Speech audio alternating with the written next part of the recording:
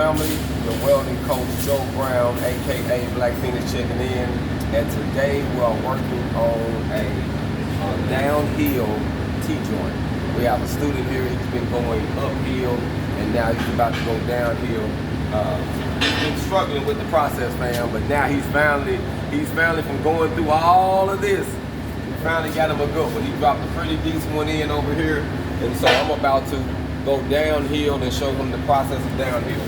So I just want to say this: as long as you put the work ethics in, as long as you show up and you use the tools and the information that we give you, you're gonna win every time. But if you don't use the tools and you try to skip steps and you try to watch the clock, family, you're not gonna be as great as you're gonna be. But I promise you, if you come in here and you put the work ethics in like this brother did, you cannot lose, okay? So we're gonna grind this now. We're gonna do the full 1, 2, 3, that's the goal. We're gonna do one, we're gonna cut that one, and we're gonna stack the other one, because that's basically the process. Now, when you're doing the MIG welding, we actually got it on about 18.8 volts and about 199 on the wire speed. Got the wire speed coming out pretty good. And the goal with this, you can be a little bit lenient with the angle, because ain't no slag in this. So you can tilt it down, you can tilt it up a little bit, you can be straight in. It's all based on the individual. Just find out what works best for you and what looks best for you.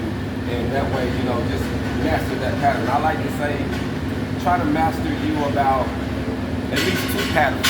We got different patterns that he's been drawing over here. We're trying to do different patterns. You got the circular pattern, stepping pattern, zigzag, you got tree. It's all type of different patterns that you can use. Just try to master you at least 2 patterns. And I say 2 patterns because what? You got 2 arms, fam. So, you know, we want to network, fam, just like our DNA. You hear me? So always keep that in mind. So we're going to dive over here. Hopefully y'all can see it from this side a little bit until I get me a good camera that we can pull the lens on top where you can actually see me doing it. Coming soon. But for right now though, fam, we're going to guide this in. And I'll probably switch up how I'm doing it. I like to do a dry run. Y'all ready? And you want to make sure you stay tight. Remember, this is short circuit, so you don't want to long arc it at all.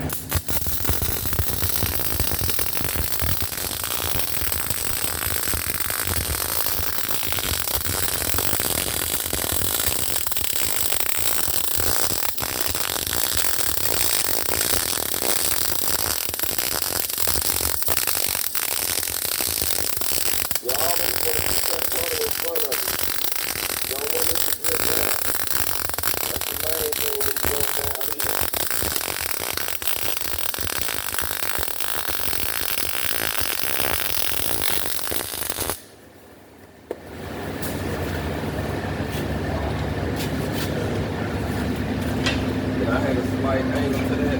We're going to get it so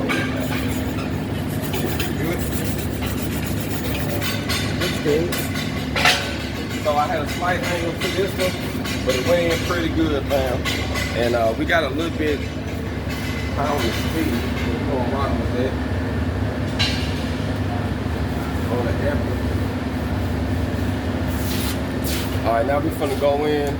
And I'm gonna put one on the side, and then we're gonna put one on the top.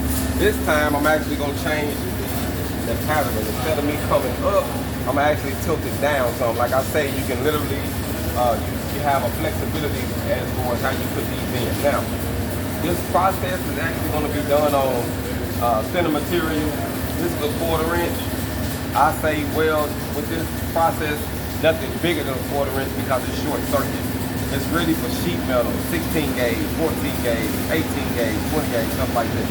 But we use this 1/4 inch plate so that way you can practice and run multiple beads without it getting too hot. So that's the process. So we step over here and do this one this time. This one, like I say, I'm gonna tilt this one down a little bit when I do this one. Y'all ready? Let's go.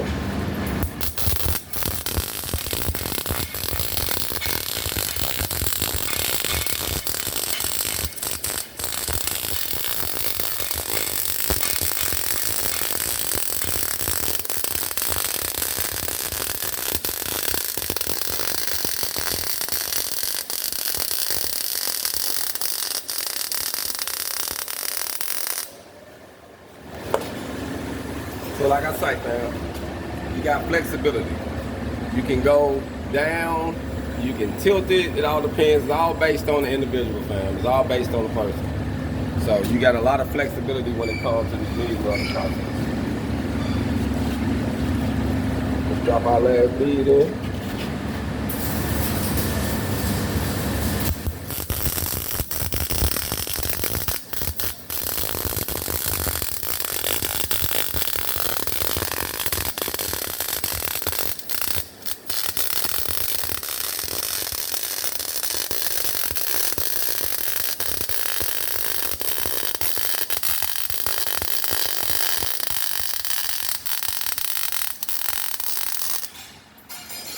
And like I say, the purpose of this small video is literally just to give you some ideas.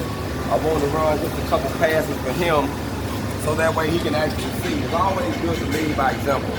When you are a student and you're getting started, it's always good to know that the person that's teaching you can actually do the process when you're learning. And normally it motivates them some when they dive into the room to actually see one of us do it. And then normally they take it and they go from there.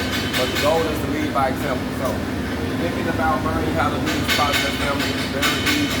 It's not a hard process. It's a short circuit MIG, and we're using 035 wire.